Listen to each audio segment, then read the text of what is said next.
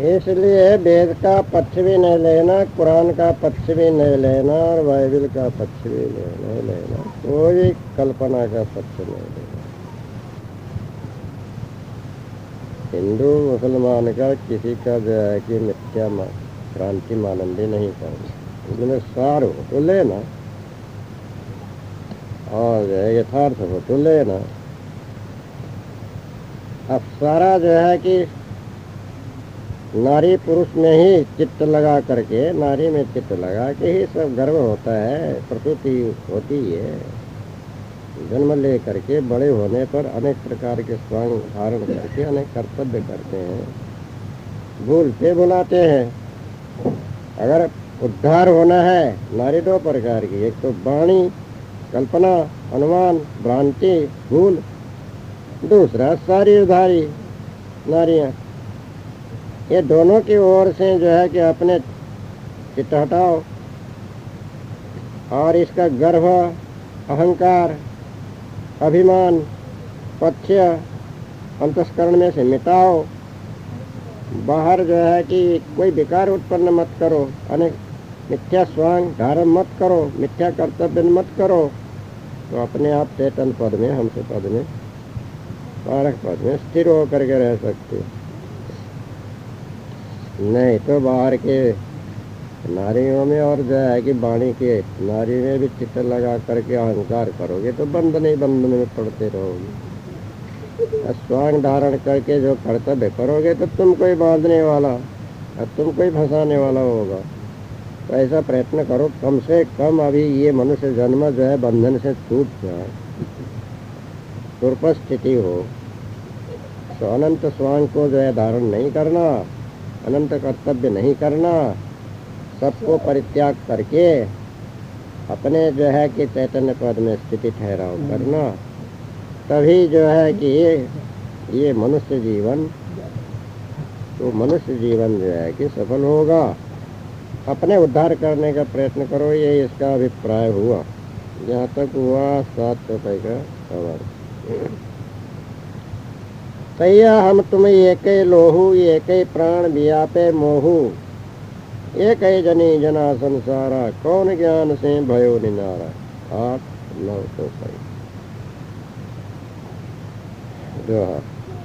तहिया हम तुम एक ही लोहू, एक ही प्राण, एक मोह व्यापक सकल कियो आपनो भान, एक नारी एक पुरुष जग और कहाँ ते आए, कौन ज्ञान अनुमान करी परे हो भरम के माय। एक भावार्थ तैया हम तो ये कहिए, तैया कहिए मनुष्य देह में, तैया तब गर्भवास के स्थान में और अब बाहर में भी हम और तुम। सदगुरु श्री कबीर साहब कहते हैं, देखो हमारा शरीर और तुम्हारा शरीर दोनों ही देहधारी होने से एक समान ही दिख रहे हैं। हम और तुम दोनों के स्थूल शरीर में लोहू कहिए, रक्त संबंधी सप्तधातु, रक्त से मांस, त्वचा, नाड़ी, हड्डी, मज्जा, रोम, ये सप्तधातु तो जो है कि रस से रक्त होता है। ये सप्तधातु और प्राण संबंधी सूक्ष्म देह में चित्त, बुद्धि, मन, अहंकार, चतुष्टय आदि भी एक समान ही है। और काम क्रोध लोभ मोह मद मत्सर आशा तृष्णा मन के जो है कि मानसिक विकार भी सब अज्ञानी जीवों में एक सही व्याप्त हो रहे हैं। एक अद्वैत ब्रह्म सर्वव्यापक माना हुआ भी वाणी कल्पना का ही मोह है। वैसे वाणी के मोह से ब्रह्म भावना करके अपना स्वरूप ही भूल कर अपने आप बेभान हो रहे हैं। अपने से भिन्न ब्रह्मेश्वर आदि का बांध करके भूल रहे हैं। वैसी मोटी झीनी माया के मोह में तुम बंधे पड़े हो और हम पारक दृष्टि से परस्पर उससे न्यारे हो निज स्वरूप में स्थिर निर्बंध मुक्त हुए। तुम्हारे और हमारे में यही विशेष अंतर है। स्थूल सूक्ष्म देहादि तो तुम और हम सबकी एक सी ही बनी है। सारे संसार में एक ही जनी जना संसार कौन ज्ञान सभी ने सारे संसार में जनी कहिए स्त्री रूप माताओं ने एक समान ही पुत्र पुत्रियों को जना कही उत्पन्न किया और कर रही। एक से सब स्त्रियों ने संपूर्ण संसार के मनुष्यों को उत्पन्न किया। विषयाध्यासी जीव संसार में एक ओर स्त्री की देह और दूसरी ओर पुरुष की देह धारण की है। एक स्त्री जाति और दूसरी पुरुष जाति, यह तो प्रत्यक्ष दिख रही है। स्त्री पुरुष के संबंध से ही सब मनुष्य उत्पन्न हुए और हो रहे हैं। अब विचार करके कहो, जीवों को छोड़कर ईश्वर ब्रह्म खुदा जगत का कर्ता और कहाँ से आया? उसने मनुष्य आदि की उत्पत्ति कब कैसे कहाँ से किया? उसने कहाँ से उत्पन्न हुई? अब कौन सा भ्रमिक ज्ञान अनुमान कल्पना करके ब्रह्मेश्वर खुदा अल्लाह को कर्ता मानकर मिथ्या भ्रम जोखिम पड़े? विचार करो। सबसे न्यारा माना हुआ कर्ता भी तुम्हारी वाणी कल्पना की ही उपज है। जब कबीर साहब ऐसे साफ कह रहे हैं, अब वो जो है ज्योति स्वरूप में ऊपर से उतर के कमल पत्र में आके बालक हुए, ये कहाँ सिद्ध होता है? ये होने वाला बात कहाँ है? ऐसी कपोल कल्पित बात ये जो है कबीर पंथी बने हुए भ्रमिक लोग, वंशपंथी लोग मानते हैं, अथवा बहुत से जो है कि पंथी लोग भी मान रहे हैं। काल्पनिक है, यथार्थ नहीं है। कबीर साहब कहते तैया हम तुम्हें एक ही लोहू एक ही प्राण दिया ते लोग, एक ही जनी जना संसारा कौन ज्ञान से भवने नारा। तो अब वो जो है कि ऊपर से ज्योति स्वरूप में, आग के स्वरूप में या बिजली चमकी उसके स्वरूप में बालक होना, ऐसा कहीं होता है? कहीं बिजली गाज गिर पड़ती है किसी झाड़ वगैरह में तो झाड़ को जला करके एकदम काला ठूठ बना देते हैं, तो बालक बनता है। अब बालक बन करके कहीं कमल के पत्ते में तैरता है? ऐसा तो कभी होता ही नहीं है। कबीर साहब तो ऐसा कहे ही नहीं। और तो शांत संतोष तो जो है कि यथार्थ जो है कि बात को बतलाए हैं। इसलिए जो है कि कबीर साहब जैसा तुम हम है वैसी प्रकार से देह धारण करके गर्भवास से आए। गर्भवास से आने में कोई जो है कि यहाँ पर हानि नहीं है, अड़चन नहीं है। गर्भ से तो सब आते ही है, शरीर कहाँ बनता है? गर्भ ही बनता है। अब बाहर आकर के ज्ञान बोध से जो है कि वासना को त्याग कर मुक्ति तो किसी से बनाया जाता है। शरीर बनने का कारण तो जो है कि गर्भस्था नहीं है। तो इस बात को विचार करके ये कबीर साहब गर्भ से नहीं आए कहने का जो है कि क्रांति को त्याग देना। अथवा मनुष्य जीव रूप पुरुष ने वेदादि वाणी रूप स्त्री का संबंध किया, तब उसी से एक कल्पना रूप ब्रह्मेश्वरादि कर्ता सारा संसार में उत्पन्न हुआ। अब कौन ज्ञान से तुम न्यारा होते हो? ऐसे मिथ्या मानंदी से भ्रम अज्ञान और भवबंधन से वे कभी छूट नहीं सकते हैं। इसीलिए जो है इसका यथार्थ करो। ये तो हुआ बात सीधा सा तो ये है कि तहिया जिस समय में अब शरीरधारी है गर्भवास में या अभी बोल रहे चल रहे बैठ रहे खा रहे पी रहे देख रहे, हम तुम एक समान है कि नहीं? हमारे और तुम्हारे में लोहू रक्त एक समान है कि नहीं? देख लो। है एक ही समान, प्राण भी एक ही समान है। मोह ममता जो मान रहे हो तो भी वो भी सब तुमको व्याप्त हो रहे हैं। मोह ममता हम तो उसको छोड़ दिए, हमारे में वो व्याप्त नहीं है। प्राण एक समान है, व्याप्त है मुक्त है। तुमको तो जो है कि मोह व्याप्त है, हमने मोह को छोड़ दिया, इतना फर्क हो गया। संसार में एक ही जनी जना संसार है। सब माताओं ने तो सारा बालक जन्म दिया और क्या तो सब दिख रही है। अब कौन ज्ञान से तुम अलग हो गया कि हमको ब्रह्म ने पैदा किया, हम मुख से पैदा हुए, ब्राह्मण मुख से हुए, क्षत्रिय हाथ से हुए, वैसे जांग से हुए, शूद्र पैर से हुए। ये कौन भ्रम ज्ञान? कोई हो रहे हैं अभी ऐसा? कहीं मुख से कोई निकल रहे, कोई हाथ से जन्म ले रहे, जांग से कोई हाथ बालक होता है, कहीं पैर से भी बालक होता है, अब नहीं हो रहे हैं।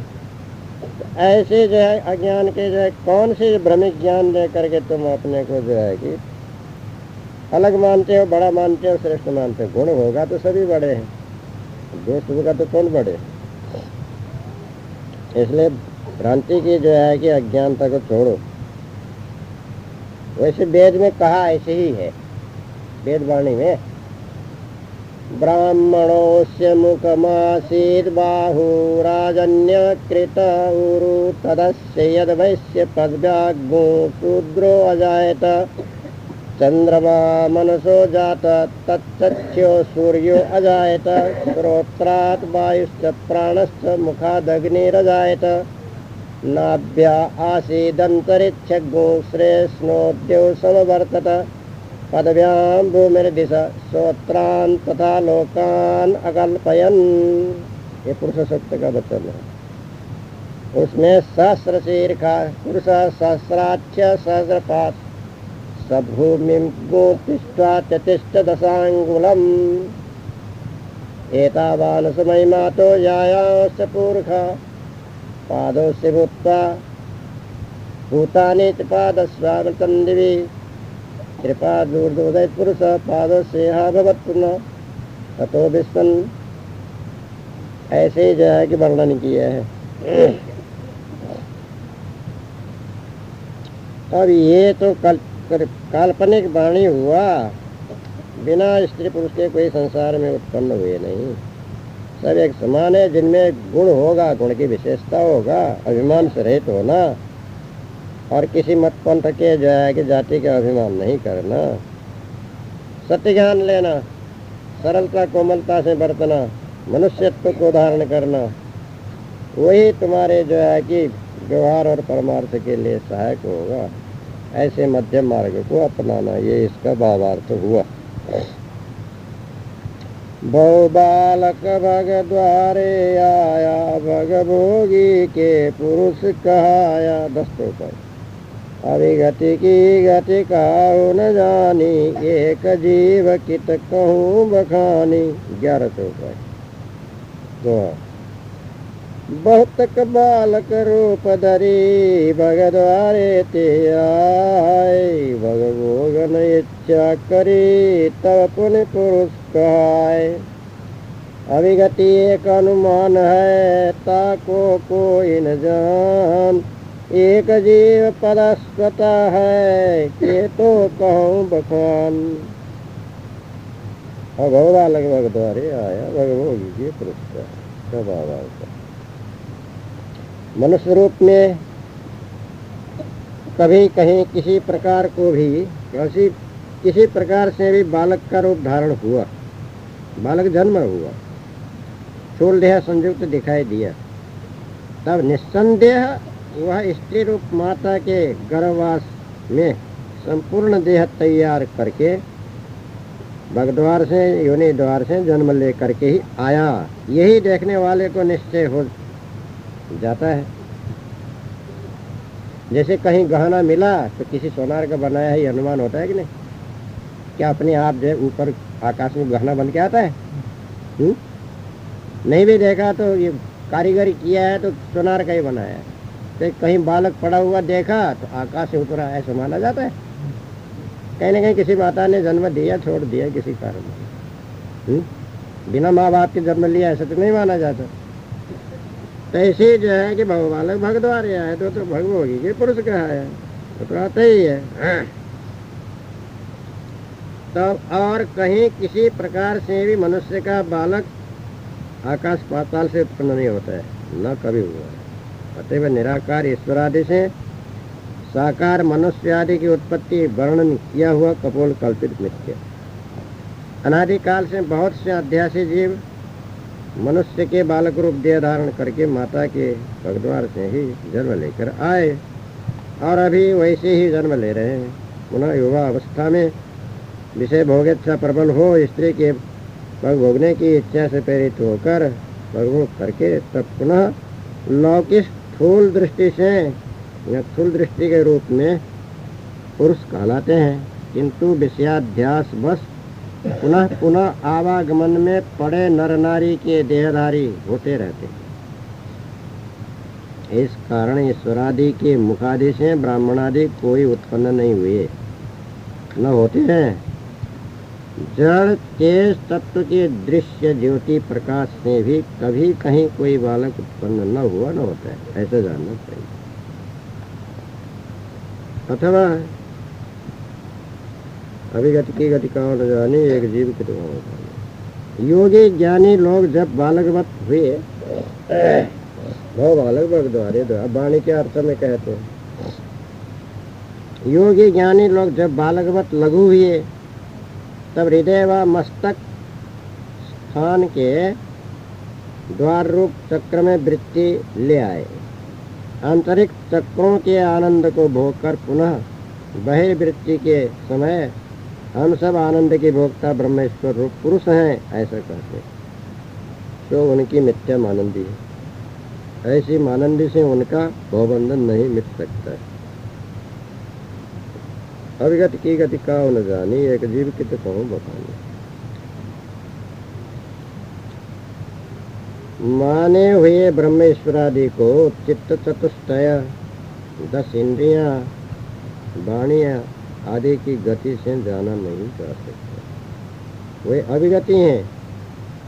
आज तक उनके गतिमति गतिविधि को किसी ने भी जान नहीं पाया, ऐसा जो कहते हैं। तो तुम्हारा कहा हुआ अभिगति तो एक मिथ्या अनुमान कल्पना ही मात्र है। इसके यथार्थ भेद को बिना पारख कोई मतवादियों ने जान नहीं पाया। मैं कहता हूँ निस्वरूप एक जीव का शुद्ध चैतन्य पारख पद ही स्वतः नित्य सत्य अखंड है, इससे परे और कोई सत्य नहीं है। अब मैं इससे ज़्यादा और कितना खुलासा समझा करके वर्णन करूं। कोई जिज्ञासु जीव ही मेरे पारख बोध को समझकर भ्रम से रहित होंगे। अभी इसका जो है कि अभिप्राय ऐसा है, जहाँ भी बालक होंगे, जन्म लेंगे, गर्भवास में ही से जो है शरीर बना करके आएंगे। बिना गर्भ में तो बालक का शरीर बनता ही, योनि द्वार से ही जन्म ले करके आएंगे, आए और आएंगे। आज तक अनादिकाल से प्रवाह रूप से यही सब सिलसिला है। चाहे पहले का हो, और ब्रह्म कमल से पैदा होंगे। क्या भूल गए थे? कमल से तो भूलगा पैदा होता है। ब्रह्मा इतना बड़ा शरीर बनाया, वो तो माता के गर्भ से आए। ब्रह्मा के भी माता थी, आद्या शक्ति, अष्टांगी, दुर्गा, यानी भगवती गायत्री माता। ऐसे ही जो है कि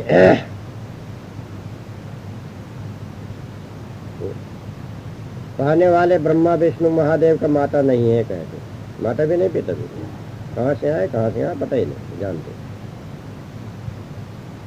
वो नहीं जानते हैं क्योंकि उनके समय में जो थे वो भी मर गए। अब आज वाले जानते नहीं तो क्या बताएं।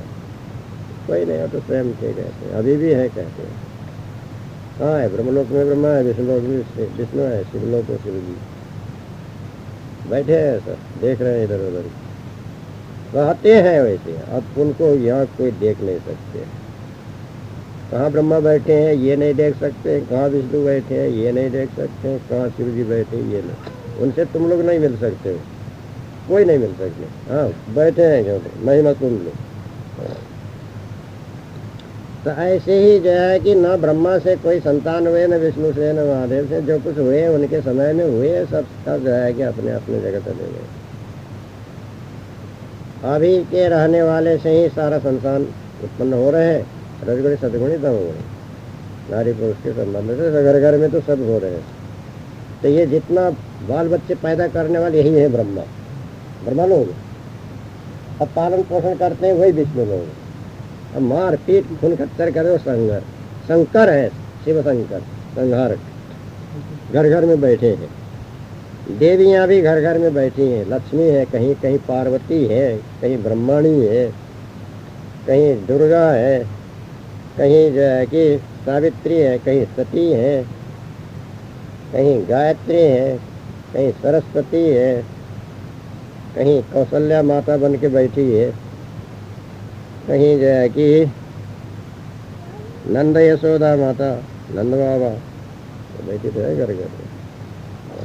तो ये तो अभी है ही है। तो ऐसे जो है कि बाहर के पुरुष कहने से भी नहीं होता है। पुरुष वही होगा जो चेतन में स्थिति करेगा, विषय वासना से रहे तो ही सच्चा पुरुष। विषय भोगी तो स्त्री है, कौन कहता है उसको पुरुष? उसको तो गर्भ में जाना है। जो गर्भ में जिसको जाना ना पड़े वो सच्चा पुरुष, वासना से रहित, जीवन मुक्त। जैसे कबीर साहब, और कबीर साहब के समान ही निर्वासनिक, निर्मोही, निष्कामी, निष्क्रोधी और निर्भय, अध्यास वासना से रहित जीवन मुक्त जो होगा सोई सच्चा पुरुष होगा। नहीं तो जो है विषय भोग के पुरुष कहलाए तो झूठा है। वो तो जो है कि प्रच्छन्न रूप से स्त्री ही है, फिर भी जो है कि गर्भवास के जो है कि अधिकारी, तो कोई सच्चा पुरुष नहीं। सच्चा पुरुष तो त्यागी होता है, वैराग्यवान होता है, बोधवान होता है, मुक्त होता है, वो कबीर साहब के समान होता है। इसलिए ऐसी स्थिति बनाओ जिसमें से इसी मनुष्य जीवन से जो है सदा के लिए भवबंधन से छूट जाओ। अभी गति की गति किसी ने जाना नहीं तो तुम क्या जानोगे, उसके जो है पीछे मत लगो, वो भ्रांति को ही छोड़ दो। जिसका गति ही कुछ नहीं जानी उसे क्या ढूंढना है, उसका कुछ महिमा नहीं। सदगुरु कबीर साहब कहते हैं एक ही जीव सत्य है, तुम्हारा जीव एक है, वो सत्य है, तो कितने मैं कहूँ। अब उसी में शांत निर्भ्रांत निश्चल होकर रहो, दूसरे को क्या ढूंढते हो। अपने आप को जानो, अपने स्वरूप में स्थिर रहो, ये तुम्हारा काम है। इससे जो है कि दूसरा ढूंढ ढांड करने की, दूसरे के पीछे पड़ने की, भ्रांति में लगने की कोई ज़रूरत नहीं। अपने आप में अपने स्वरूप में स्थित हो करके जो है कि व्यापार उतर जाओ, ये हो गया इसका भावार्थ। जो मुख होए जीव 10 लाखा, तो कोई आए मन तो बाका। 1200 का ये माया मुख से कहा है। जैसे मुख जीव एक है, ऐसे होए 10 लाख, तो कोई आने सृष्ट कई यथा महंतो भाग।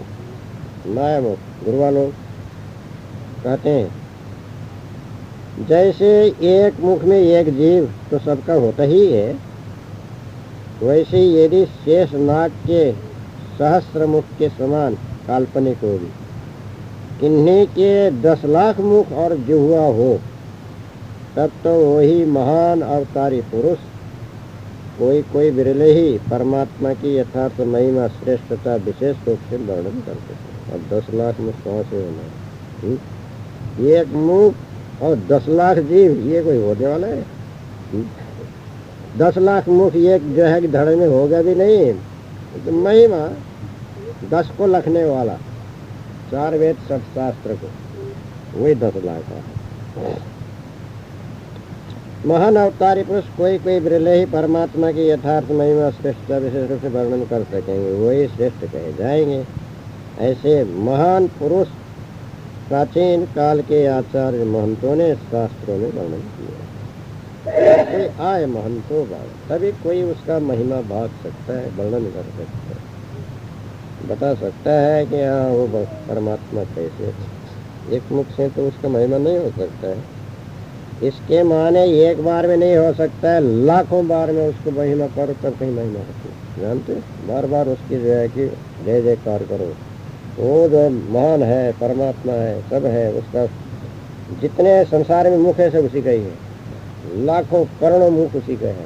वो इसका एक धड़ मुख इतना इतना उसने जो है कि अपना विराट को प्रकट किया है, ऐसा वो लोग कहते हैं। अथवा जिसके मुख में सरस्वती का निवास हो, 4 वेद और 7 शास्त्र रूप 10 विद्याओं को लख कर, अब वेद क्या है? ऋग्वेद, यजुर्वेद, सामवेद, अथर्ववेद, ये तो होगा 4 वेद। शिक्षा, कल्प, व्याकरण, निर्गुण, छंद, ज्योतिष, ये हुआ 17। वैशेषिक शास्त्र और जो है कि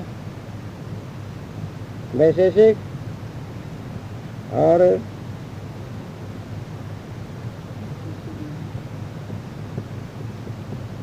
मीमांसा है पहले। मीमांसा शास्त्र, वैशेषिक शास्त्र, न्याय शास्त्र, पातंजल शास्त्र और सांख्य शास्त्र, वेदांत शास्त्र, ये हुआ 6 शास्त्र। तो यही 4 वेद 7 शास्त्र रूप 10 विद्याओं को लख कर,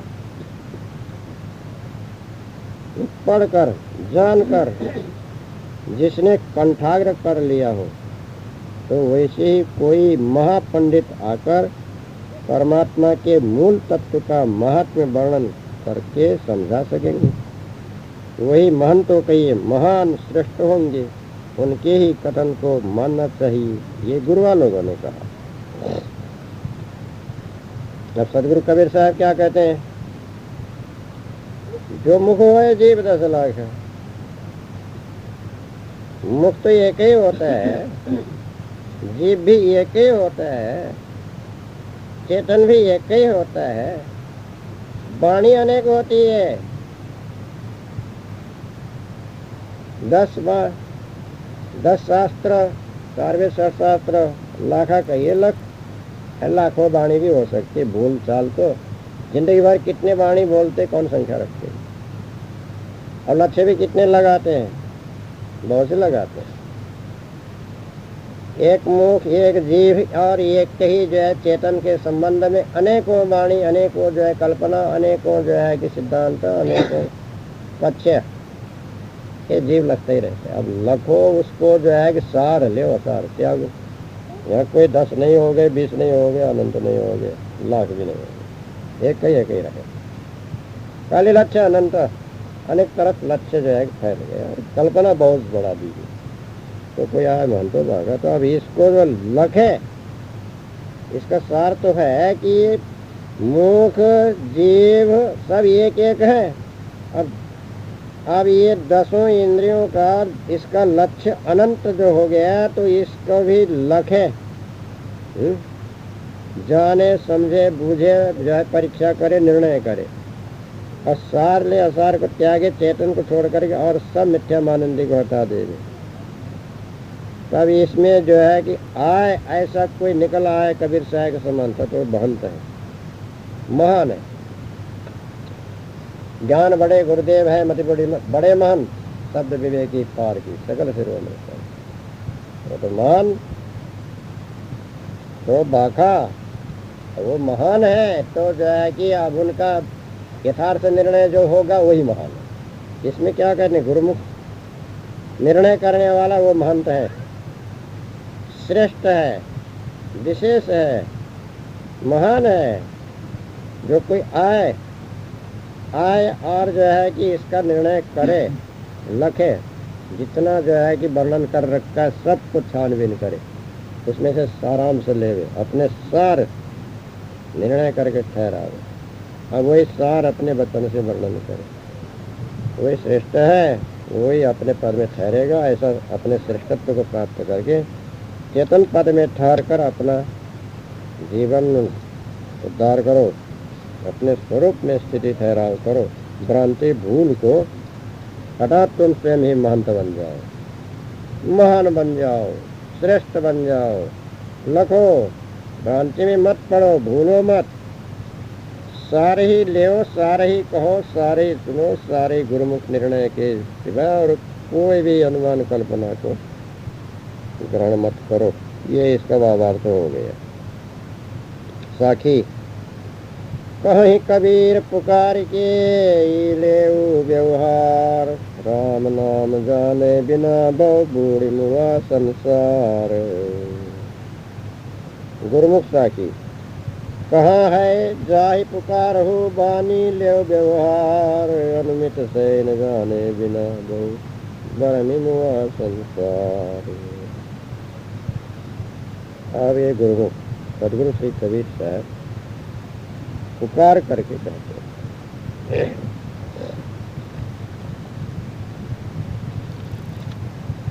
श्री कबीर साहब पुकार करके कहते हैं, हे मनुष्य हो,